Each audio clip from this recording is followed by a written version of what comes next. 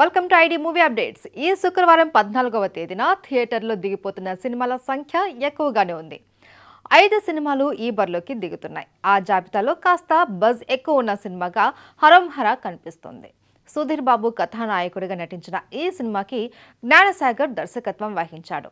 మాళవిక శర్మ కథానాయికగా నటించిన ఈ సినిమాపై అందరిలోనూ ఆసక్తిగా ఉంది.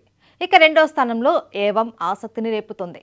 చాందిని చౌదరి ప్రధానమైన పాత్రను పోషించిన ఈ సినిమాకి ప్రకాష్ దంతులూరి దర్శకత్వం వహించారు. ఈ సినిమాకి నిర్మాణ భాగస్వామిగా నవదీప్ ఉండటం విశేషం.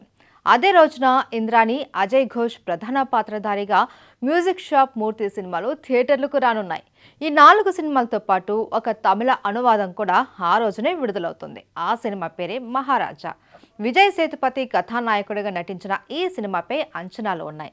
నిథిలన్ స్వామినాథన్ దర్శకత్వం వహించిన ఈ సినిమాలో మమతా మోహన్ దాస్, అభిరామి ముఖ్యమైన పాత్రల్లో కనిపించనున్నారు. సో ఈ 5 సినిమాలలో ఏది ఎక్కువగా ఆకట్టుకుంటుంది అనేది వేచి చూడాలి.